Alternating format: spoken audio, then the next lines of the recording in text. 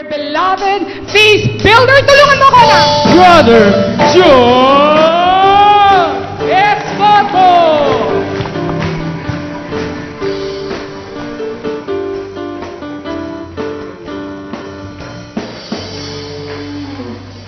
Good morning, everybody.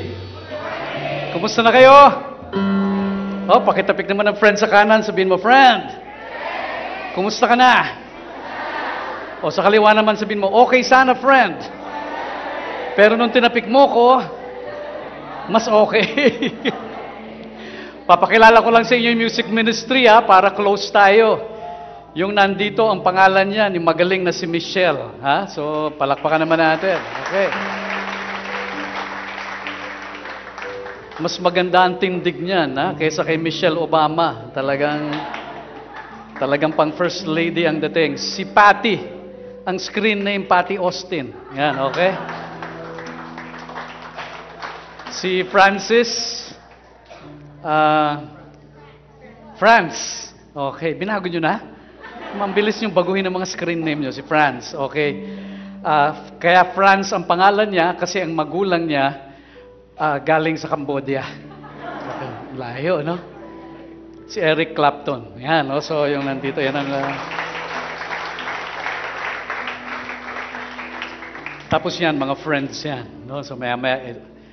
Okay, we want to welcome everybody to the first installment of the series, Money, Sex, and Power. Naku, napakahirap po nitong series na ito at kung ako sa inyo, susubaybay ako. Kasi ito ang isa sa mga pinaka-controversial na usapan na gagawin natin dito sa feast.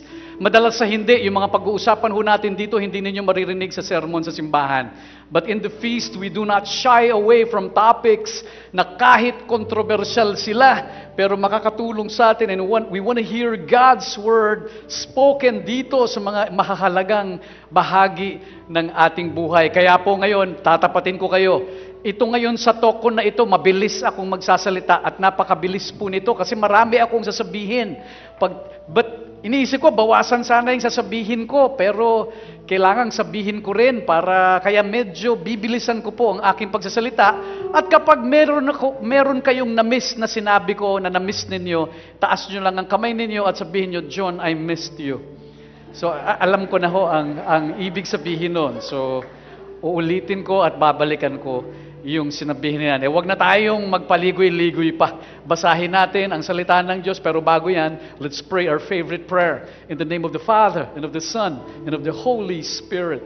Amen. Today, I receive all of God's love for me. Today, I open myself to the unbounded, limitless, overflowing abundance of God's universe. Today, I open myself to God's blessings, healing, and miracles. Today, I open myself to God's Word so I would become more like Jesus every day. Today, I proclaim that I'm God's beloved.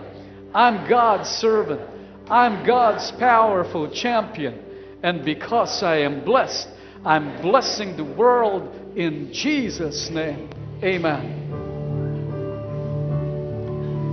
Thy word is a lamp unto my feet, and a light unto my path. Thy word is a lamp unto my feet, and a light unto my path. We want to read from God's Word. Ang unang topic po ngayon is money. And let's read from 2 Kings chapter 4 verses 1 to 7.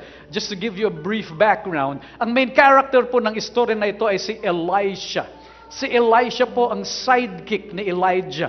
But Elijah had to be taken up to heaven. At kinausap ni Elijah si Elisha at sinabi niya, Brad, batsi na ako. Pero bago ako umalis, ano ba ang gusto mong kahilingan? Mabuti na lang hindi Pinoy si Elisha. Tanungin niyo ako, bakit? Kasi kung Pinoy yan, ang isasagot ni Elisha, nakakaya naman, wag na. Di ba wag na Ikaw naman, wag na. Iba ho si Elisha. Ang sinagot niya, I want a double portion of your power. Si Elijah po kasi ang malakas ang mga kapangyarihan sa paggawa ng himala sa Biblia, in the Old Testament. At si Elisha, na witness niya lahat yon. Ang sabi na Elijah, I want a double portion of your power, not for myself, ngunit upang makapaglingkod ako sa mga bayan ng Diyos. At ito ang nangyari, isa sa mga pagkakataon na gagawa siya ng himala. Let's read together 2 Kings chapter 4 verses 1 to 7. Sabay-sabay. The wife of a man from the company of the prophets cried out to Elisha, your servant, my husband, is dead, and you know that he revered the Lord. But now his creditor is coming to take my 2 boys as his slaves. Elisha replied to her, how can I help you? Tell me, what do you have in your house? Your servant has nothing there at all, she said, except a small jar of olive oil. Yung balong ito, tama ba ang Tagalog? Balo. Balo, no? Yung widow. Okay, itong balong ito, yung kanyang asawa may utang. At yung nautangan, sinisingil sila ngayon. Nung mga panahon na yan, kapag hindi ka makabayad, yung mga anak mo, ipambabayad mo. At sinasabi rito, kukunin ko ang 2 mong anak at gagawin kong alipin. Isipin mo ang mangyayari doon. Doong panahon na yan, kapag balo ka, wala kang halos karapatang mabuhay. Tanungin niyo ako, bakit? Kasi ang may say lang dyan, yung lalaking asawa.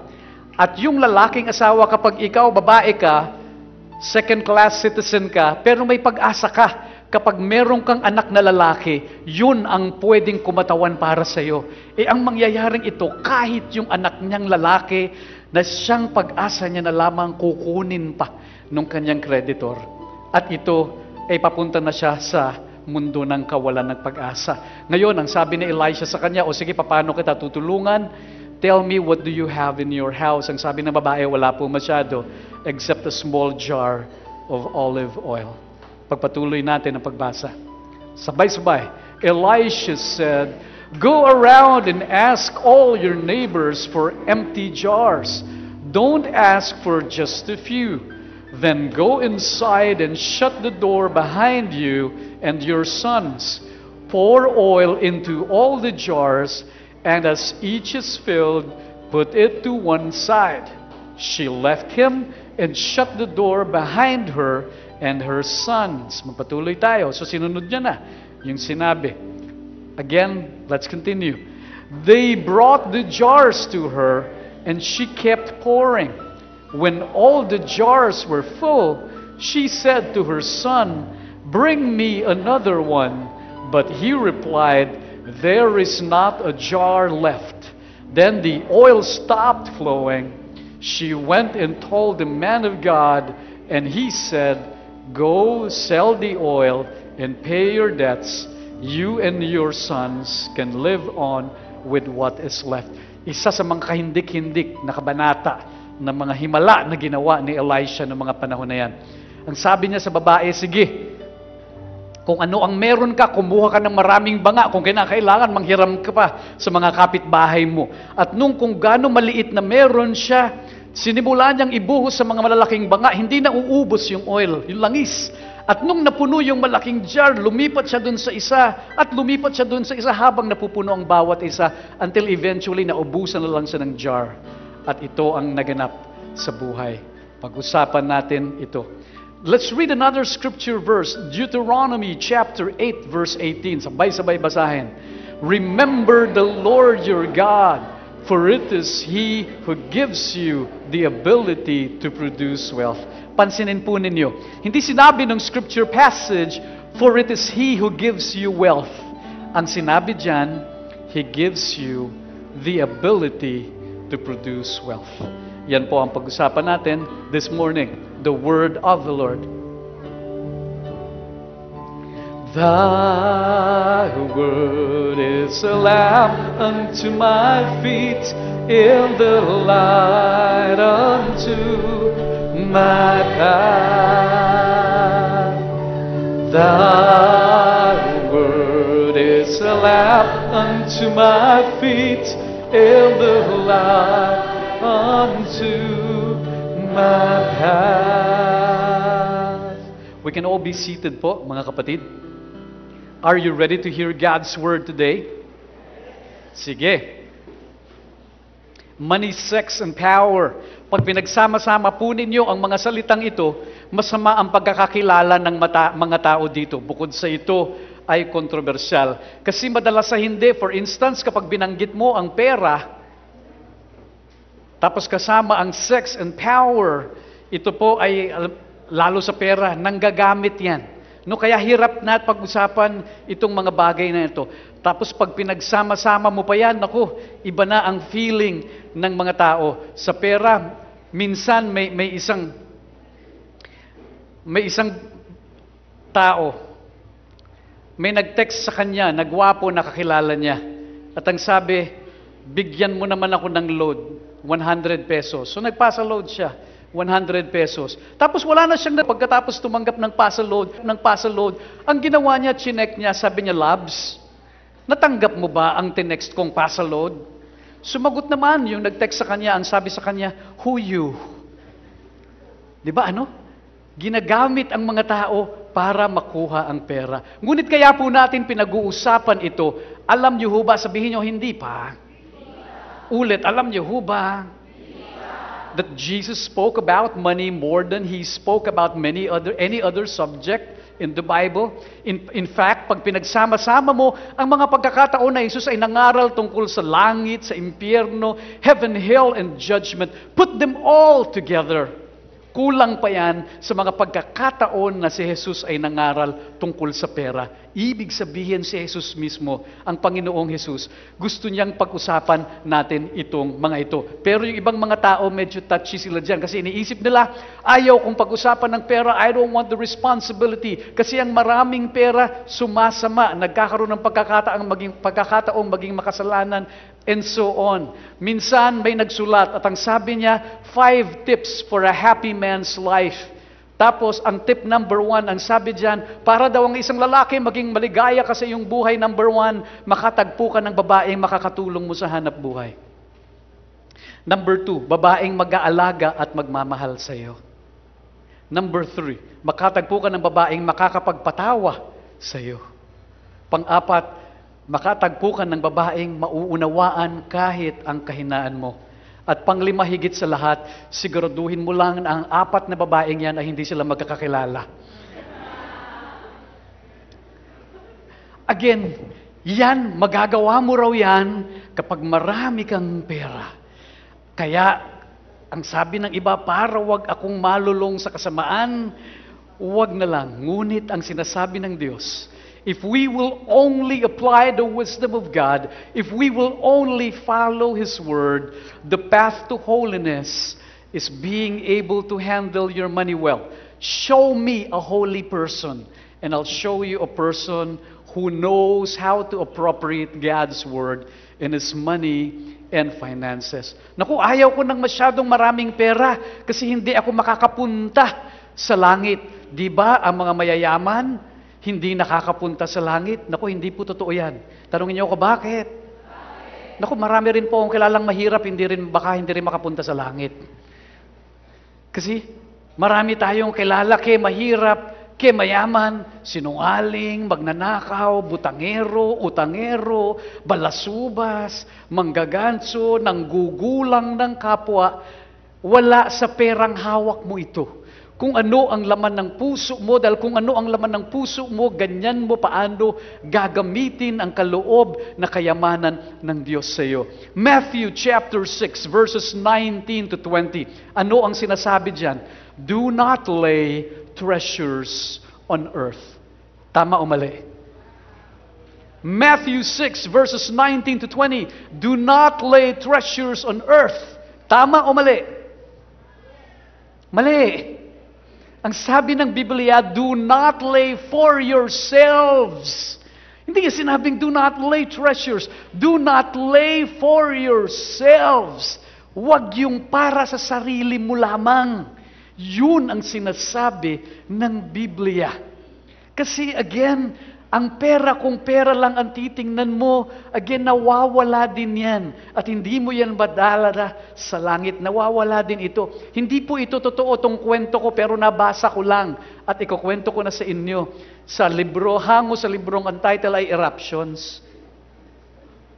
Si Erap daw nagbabasa ng dyaryo minsan at biglang napasigaw, sabi, hanip naman to, hindi naman ako makapaniwala dito. Sa England, ang bilis mag-reduce ng mga tao. Sabi daw ni Loy, paano mo naman nalaman na mabilis silang magbawas ng timbang? Aba, tingnan mo ito, nakalagay sa headline sa newspaper. Anong nakasulat? Sabi ito, ang linaw, sabi ni Erap, binasa niya, British tourist robbed, lost 2,000 pounds. Ang bilis. Ang bilis na wala. 1 Timothy chapter 6 verse 10. Money is the root of all evil. Tama o mali? Mali. Ang sabi ng Biblia, the love of money is the root of all evil. Hindi po money. It was so clear, the love of money is the root of all evil. Pag sinamba mo na ang pera, pag ito na ang minahal mo at nagsimula kang gumamit ng tao upang kumuha ng pera, that's where your life turns into a nasty stuff. Ngunit ang sinasabi ng Diyos, again, kung tama ang iyong kaisipan at susundin mo ang sinasabi ng kanyang salita, there is such a thing as holy money. Bumalik tayo sa istorya, 2 Kings chapter 4 verses 1 to 7. Alam po ninyo, gustong-gusto ko ang istoryang ito. Tanungin niyo ako, bakit? Bakit ba mas marunong kayo? Gusto ko O sige, explain ko na kung bakit. Kaya ko po gustong-gusto ito kasi sobrang praktikal.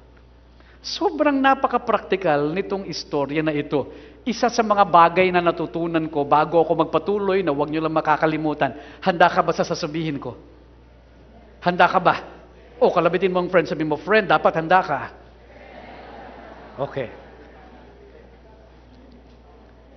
Kung kilala mo ang Diyos at nandito ka sa feast at naniniwala ka sa salitaan ng Diyos, dapat malinaw sa iyo that it is not God's will na manatili kang nakabaon sa utang. As far as God is concerned, are you ready for this? Handa ba kayo? Yes. God is sending you an Elijah, an Elisha to tell you His word.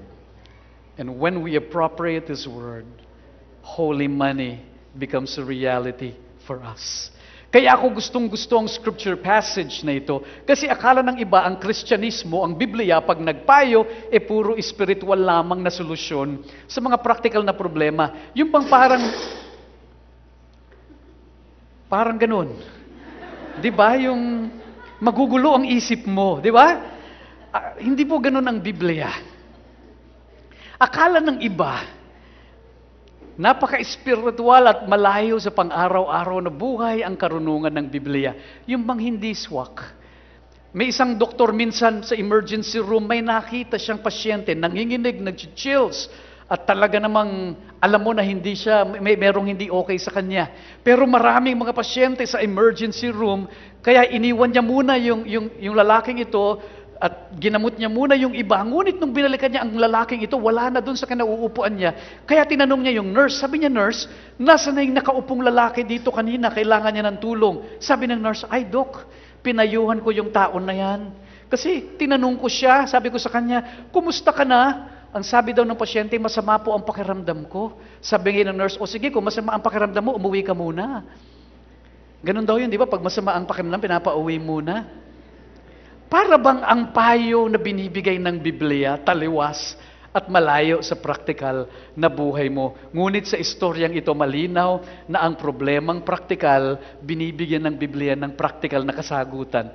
Ang problemang pinansyal, binibigyan ng Biblia ng pinansyal na sitwasyon. Mabuti na lang po.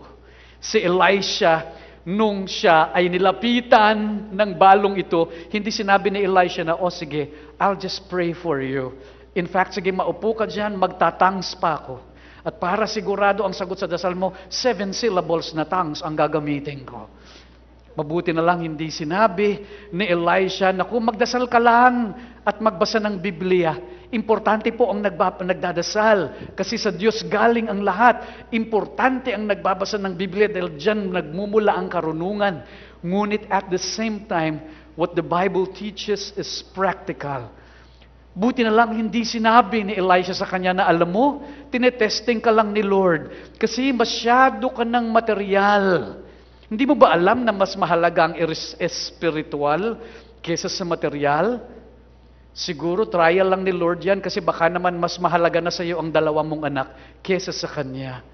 Ang ginagawa ni Lord sa iyo, pinofocus ka lang niya. Buti na lang, di sinabi ni Elijah yun, no? Ano? Magmadre ka na lang pag wala ka ng dalawang anak. Tapos pag madre ka na, huwag kang mag-alala, sasamahan ka ni Lord palagi, hindi ka nag-iisa. Inaalis lang ni Lord ang mga attachments mo. Buti na lang hindi ganun ang payo ni Elisha. Buti na lang hindi sinabi din ni Elisha doon sa babaeng ito, o sige, basta magta-tithe ka lang. Tapos pag nag-tithe ka, yayaman ka. Importante po ang nagta-tithe. Ngunit ang karunungan ng Biblia is beyond what all of these things put together. The wisdom of God is practical and it's complete. At si Elisha, nagbigay siya ng pinansyal na solusyon para sa pinansyal na problema ng babaeng ito. Ang payo ni Elisha sa kanya, tanungin mo ko ano? Ang payo ni Elisha sa babaeng ito, kung ayaw mo na ng mabaon sa utang at mailigtas mo ang anak mo, pumasok ka sa oil business. Tapikin ng friend sa kanan, repeat after me. Sabihin mo sa kanya, friend, pumasok ka sa oil business. Sa kaliwa naman sabihin mo, friend, bagay sa iyo ang oil business. Marami kang mantika.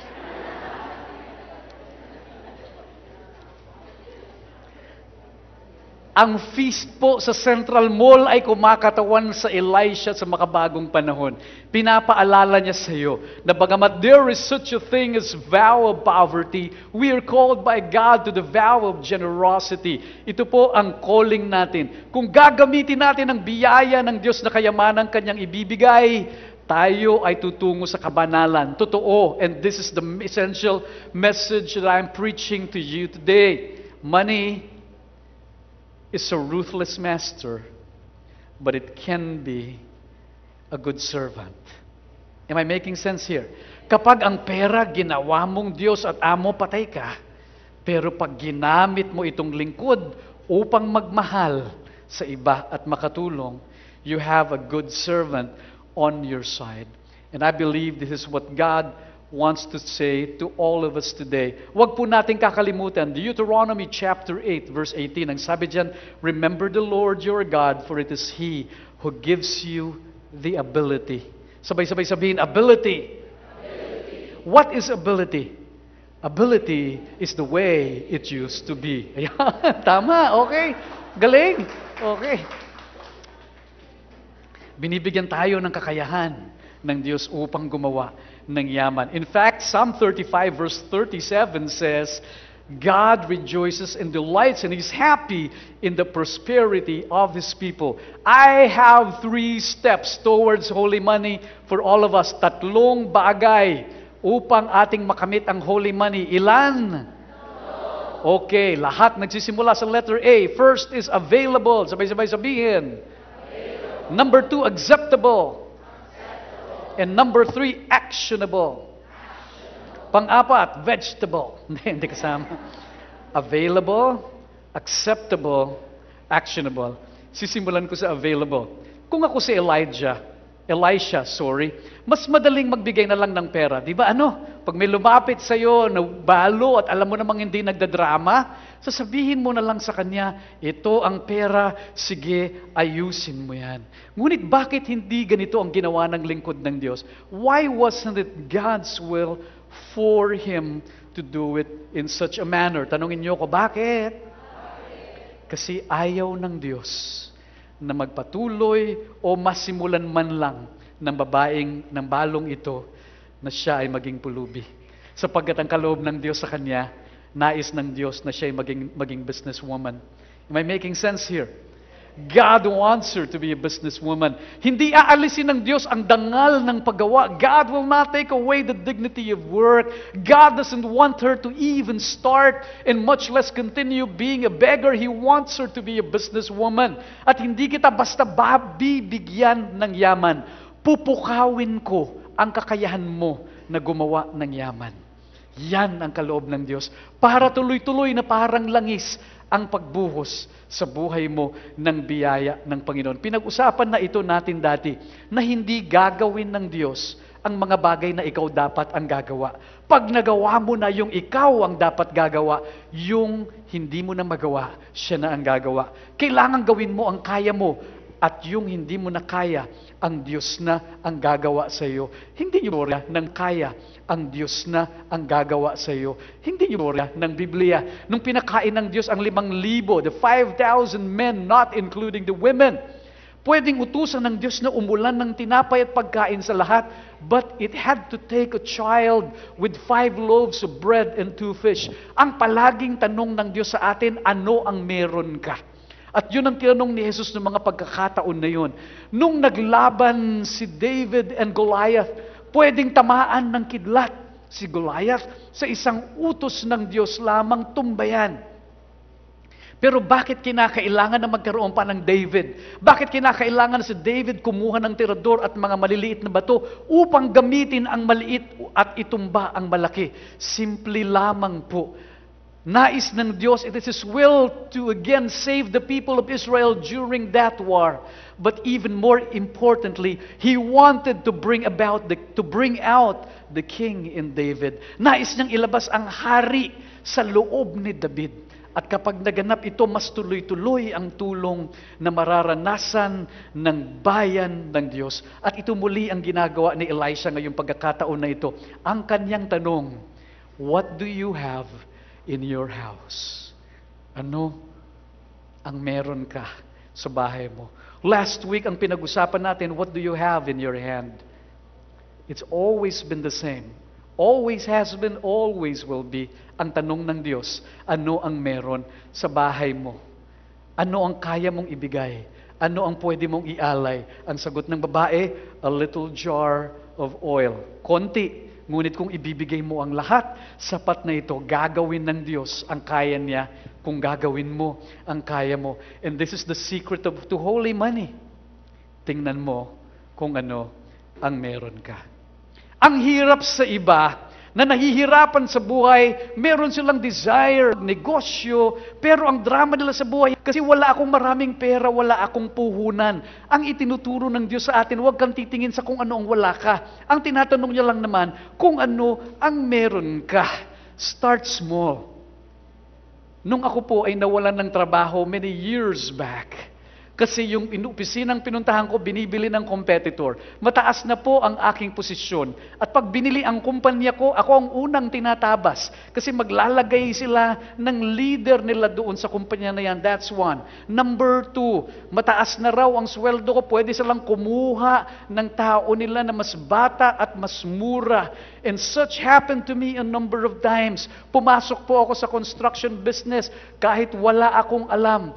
Naubos ang pera ko, sumayad ako. Hindi lang ako sumayad, talagang laglag ako at walang-wala. Hindi lang ako gumagapang sa lupa, nahukay pa sa ilalim. Sobrang lalim, isang hatsing na lang, makikita ko na si Satanas. Yung ganung kalalim talaga. I was really out. I really needed to be out of this difficult situation. I remember the question of God to me, that it is His will.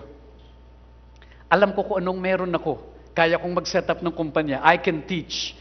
This is what I want to do. I can teach people. I can be a corporate training consultant. Pero wala akong experience.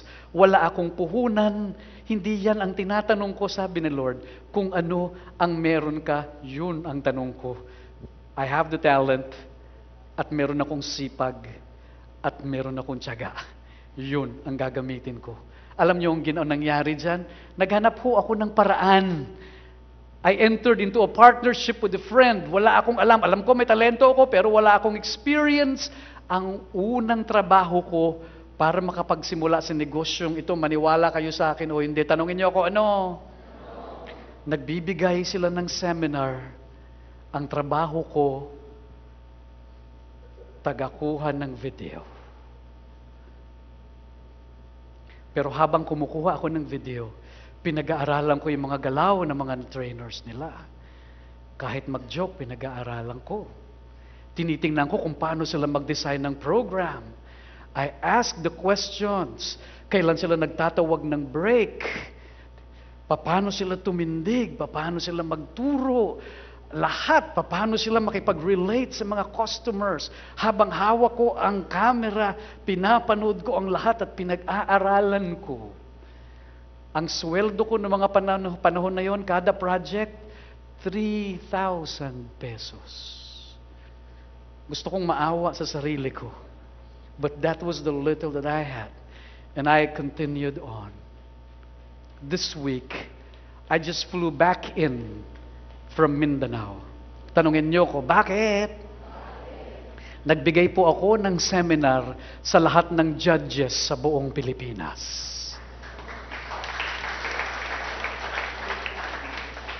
At sino po ang nakikinig sa akin? Pakita mo nga, Tess, kung sino ang nakikinig sa akin.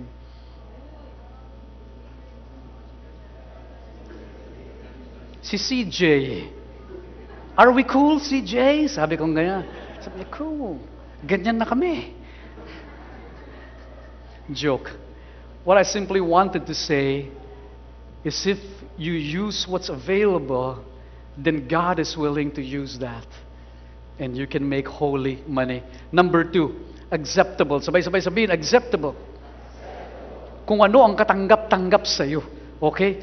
Merong isang lalaki, nilapitan niya ang nanay ng napakagandang babae at sinabi ng lalaking ito, Mrs., papakasalan ko na po ang anak ninyo. Sumagot ang nanay at sabi, bakit? Kaya mo ba siyang buhayin? Sagot naman itong lalaking ito, bakit po? Patay ho ba?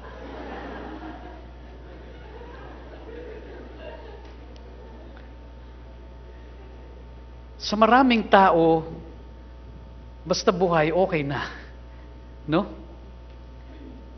God is not talking to you about survival. God is talking to you about fullness of life. And that includes financially. Sa Tagalog, kaganapan. Makakain lang ng 3 beses isang araw, hindi ito ang gusto ng Diyos sa buhay mo. Kasi nais Kanyang bigyan ng higit pa. Tanungin mo ako, bakit? Para makatulong ka sa iba. Okay yan, I'm happy for you kung kontento ka na sa estado mo ngayon. Pero kung may papayamanin ako, ang gusto kong payamanin ikaw, tanungin mo ako bakit? Kasi uma-attend ka ng feast at alam mo tumulong sa kapwa at gagamitin mo ng tama. Ang babae, sinabihan ni Elisha, o sige, ilabas mo ang mga jars at kung kinakailangan, humiram ka ng jar sa kapitbahay, isa lang ang siguruhin mo, huwag kang magdadala ng konting jar.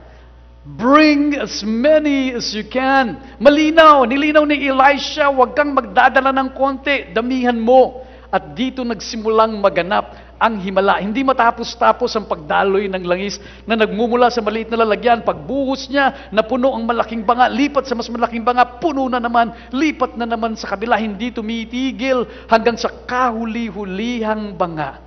Tumigil na ito nung naubos na ang banga.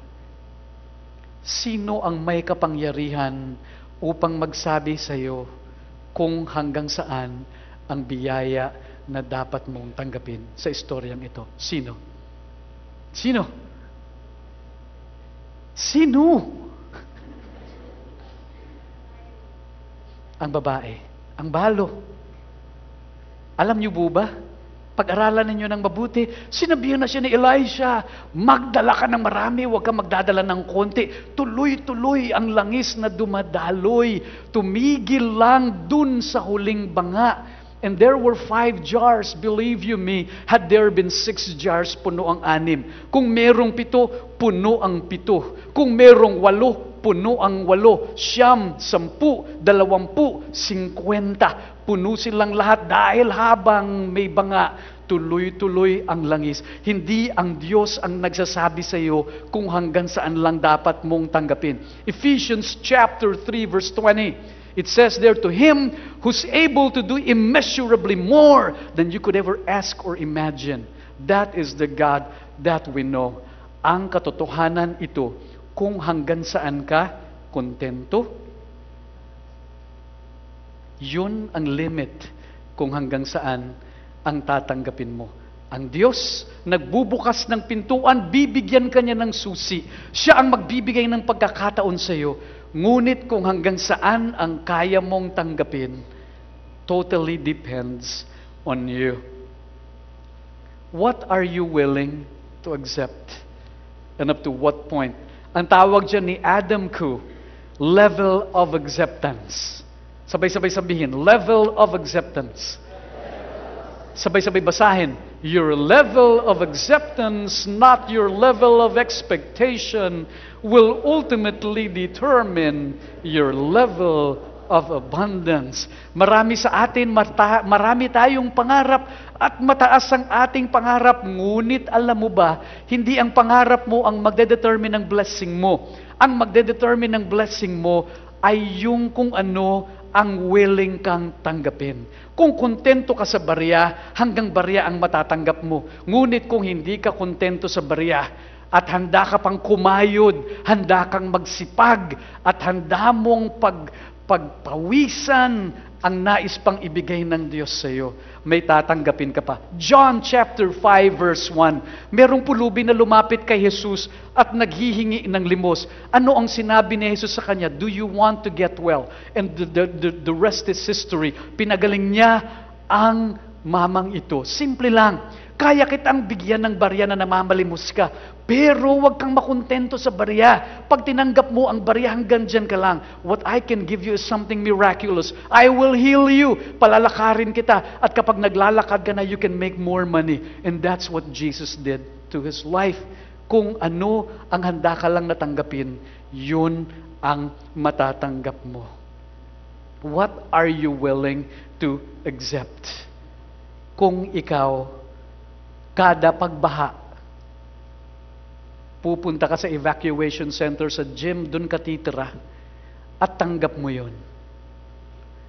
Iniisip mo, next year, kailan kaya uli uulan? Babalik na naman ako dito. Tapos tanggap mo na yung buhay na yan, dyan ka. Pero kapag naranasan mo na ang buhay na ganyan, at sinabi mo sa sarili mo, I don't want to accept this, hindi ko ito tatanggapin. At nag-aral ka ng mabuti, nagsikap ka ng mabuti, naghanap ka ng paraan upang kumita, magbanat ng buto, at nangarap ng mas mataas. Maniwala ka sa akin sa susunod na pagkakataon na mangyari sa iyo ito. Dahil hindi mo ito tinanggap, your level, not your level of expectation, but your level of acceptance determines the blessing you will receive. Ako po, kontento na sa buhay ko. Tuwing umaga, kapag tumitingin ako sa salamin, napapailing ako kasi nangyari na naman, sasabihin ko, oh, it happened again. Kasi gumagwapo ako tuwing umaga, talagang hindi ko mapigilan eh. Talagang nangyayari. Kahit kontento na ako. Pero, patuloy po ako nangangarap hindi na para sa akin.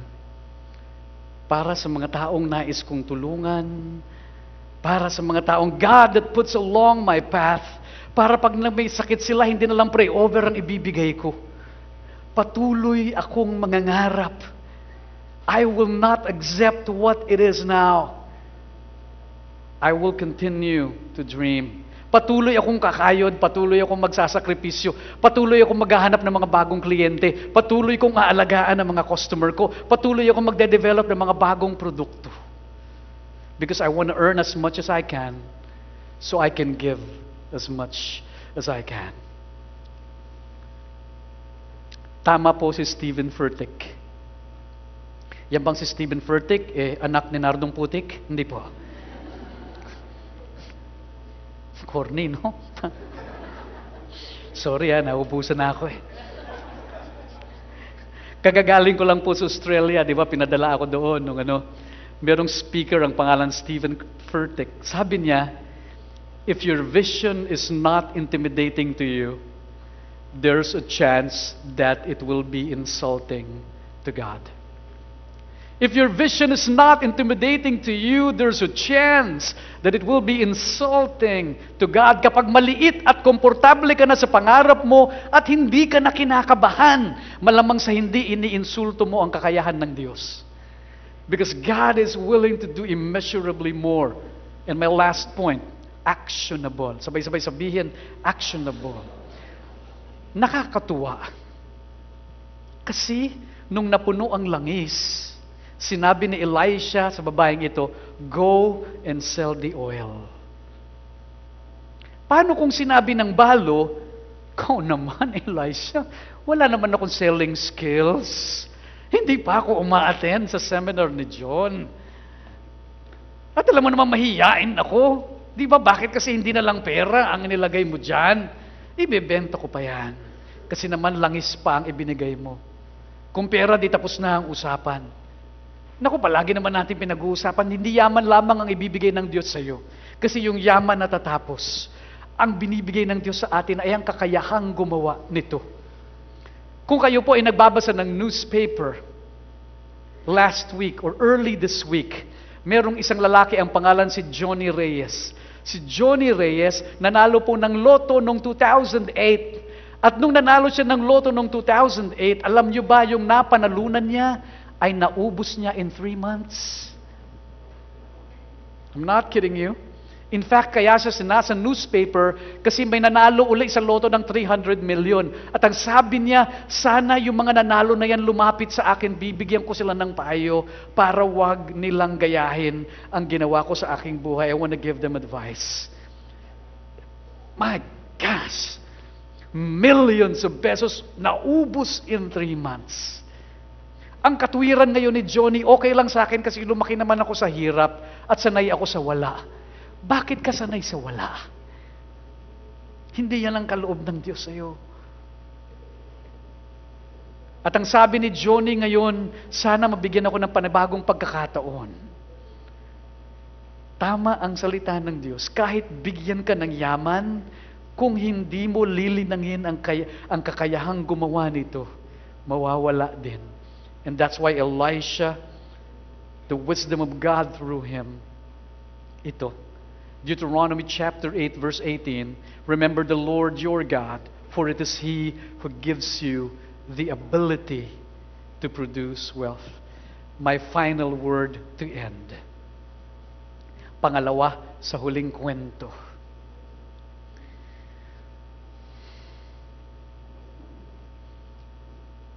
Hintayin ko. Yan, okay. Habang wala tayo muna. La la la la. The joke. Okay. Early this year, kami po ay nagpunta ng pilgrimage. Kami po ni Bo Sanchez, we led a pilgrimage in Israel. At alam po ninyo, ang mga sumasama sa pilgrimage, may pera silang pambayad sa pilgrimage. At ang pambayad po sa pilgrimage, hindi mura.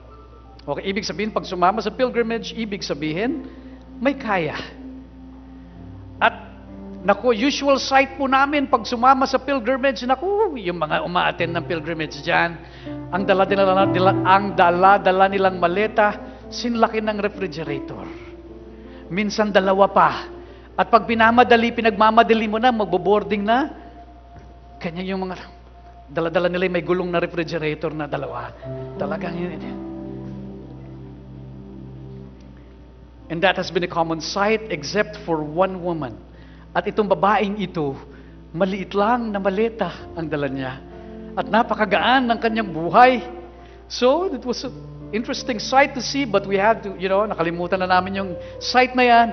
Pero naalala namin uli ang babaeng ito, kasi pag shoppingan na, yung talagang hihinto sa mga lugar para mag-shopping, yung mga tao talagang shopping na shopping sila, talagang kung ano-ano mga binibili, nagtatanungan pa, nag-uunahan pa para wag maubusan. Ngunit ang babaeng ito, uupo sa isang tabi, nakangiti lang, parang ini-enjoy ang lahat ng mga nakikita. At dahil hindi rin naman ako nagsha-shopping at wala kaming ginagawa at naubos ko na yung kantang lalalala, kalilibang ng sarili ko, abay kinausap namin. At ang sabi namin, ma'am, parang hindi ka ho nagsha-shopping, may oras pa tayo, wag po kayo mag-alala, wag kang magmadali. Sabi niya, alam mo, hindi na ako mahilig sa ganyan, tapos na ako. Bakit po? Ano po ba? Bakit ho? Sabi niya, alam mo, a few years ago, nung dumating yung undoy, sabi niya, nakatira kasi ako sa Provident Village, sa Marikina, at yan pala ang unang-unang nilulubog. Ang bilis ng taas ng tubig namin, Alam mo ba? Umakyat ako sa bubong ng bahay namin at 16 hours akong nandun. Nagmamadali kami. Wala nga akong nadala sa bubong ng bahay. Ang nadala ko lang yung anak ko at ang asawa ko. Nandun kami 16 hours. We were waiting for so long until rescue came. At pagdating ng rescue, kami ay ligtas na. Alam mo ba? Those were the best 16 years of my life. Na-realize ko, sabi niya, na at the end of it all, kung ano ang meron ka, hindi mo rin pala madadala sa bubong ng bahay mo. Ang dadalhin mo lang sa bubong ng bahay mo is what really matters most. And that's my family, my children, my husband. We lost everything, but I have everything that I need. Kaya sabi niya, yung mga shopping na yan, una, alikabukan. Pangalawa, pag nagbaha uli sa bahay namin, hindi ko naman may aakyat yan sa bubong eh. At kung hindi mo may aakyat sa bubong, malamang sa hindi mo rin may aakyat yan sa langit. Diba, no? Kaya sabi niya, as much as I really earn a lot and work so hard, I handle my money wisely. Kasi alam ko naman, ang madadala ko lang, yung pag-ibig na nagawa ko, na naganap, dahil ginamit ko ang pera na ibinigay ni Lord sa akin. Please don't misunderstand me. I'm not saying it's bad to do shopping. Ang gusto ko lang sabihin, ang tao minamahal, hindi ginagamit. Okay? Kapag ginamit mo ang tao para magkapera ka, patay tayo dyan. Ang tao minamahal, hindi ginagamit. Ang pera, ginagamit para magmahal. And that's the purpose of money. You want to use your money to help people, to give them what they need. And that's what the wisdom of holy money is all about. Am I making sense here?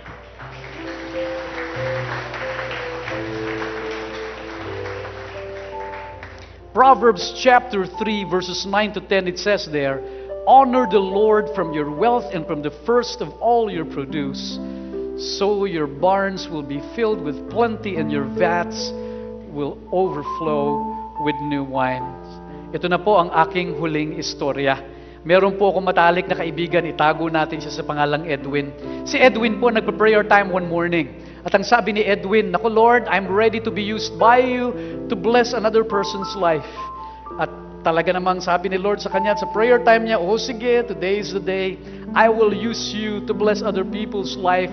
Nagpunta si Edwin sa grocery. At habang nag-grocery siya, binayaran niya na yung kanyang grocery.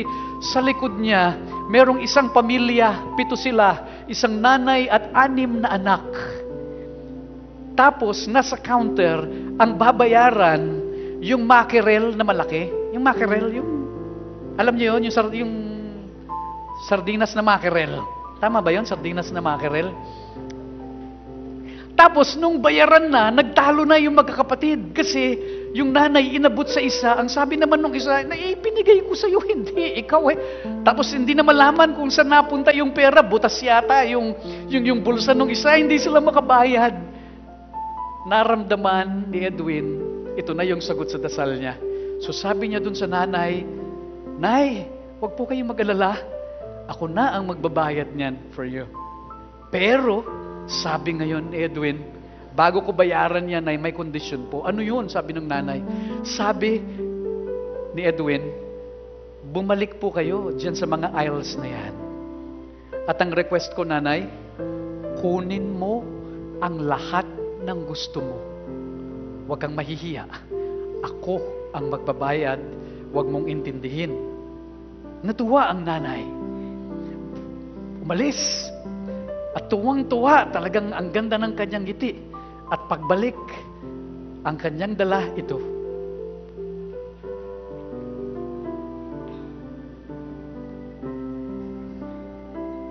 Sabi ni Edwin, "Nay, hindi mo ba ako naintindihan? Kung ano ang pangangailangan mo, kinausap ako ni Lord this morning. I'm willing to pay for whatever you need. I want to give it to you. Bumalik ka. Kunin mo ang lahat ng kailangan mo. Huwag mong intindihin, ako ang magbabayad sa'yo. Pero sabi ng nanay, okay na to. Okay na. This is what the mother accepts. And this is the limit of the blessing that she can receive. Even if Edwin is willing. Ngunit kung ako yon, sinabihan ni Edwin, itong gagawin ko. Hehehe. Ganun ha. Gantong gawin natin. Babalik ako sa aisle. Babalik ako sa aisle.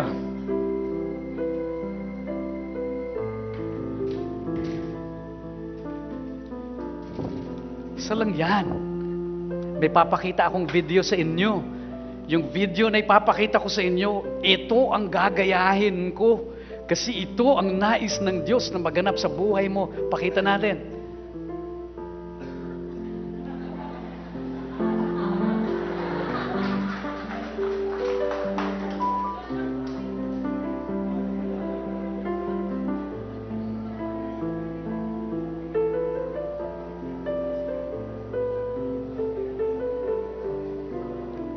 God opens up the door. God gives us the key. He asks you and me, what is available? What is acceptable? And what is actionable? And then we get holy money. And this is the will of God for you and me. Let's all stand up. Let's pray together. In the name of the Father, and of the Son, and of the Holy Spirit. Amen. Can you put your hand over your chest, please? And let's pray together. Repeat the prayer after me. Panginoong Jesus, Ikaw ang tunay na Diyos. Patuloy ka pong magpakilala sa akin upang higit kitang mahalin. Ang kayamanan ay blessing. Ito ay regalong mula sa iyo. Ngunit mas mahalaga sa regalo ay ang tagapagbigay ng regalo. Panginoong Jesus, tinatanggap kita sa aking puso. Ikaw lamang ang aking sinasamba at sasambahin pa. Hindi ko tinatanggap ang kahirapan. Kung nandito man ako, temporary lamang. Ang kaloob mo sa akin ay kasaganahan. Hindi lamang isang lata ng sardinas ang nais mong ibigay, kundi ang sipag, kakayahan at pangarap na hanapin ng kasaganahan. Bigyan mo ako ng lakas ng loob upang kumilos at hanapin ito. Maraming salamat sa pagkakataong ibinibigay mo. Ikaw lamang po, Panginoon, ang tunay na kayamanan. Can we get our novena to God's love? And let's pray together. I want to pray for you.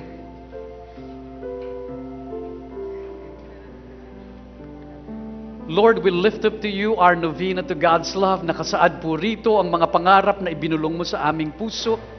Panginoon, kung mga pangarap namin dito ay maliit at ito ay insulto sa iyo, patuloy mo kaming bigyan ng lakas ng loob upang mangarap ng mas malaki. At Panginoon, bigyan mo kami ng karunungan upang gumawa ng yaman at gamitin ito sa paglilingkod sa iyo at sa kaluluwalhati ng iyong pangalan. We have here, Lord, you are the source of all of them. May they become very real as we use them to serve you and to be a blessing for others. Thank you, Jesus, for answering our prayers. We pray in Jesus' name. Amen. In the name of the Father, and of the Son, and of the Holy Spirit. Amen. Have we been blessed? Yes. Palakpakan po natin si Lord.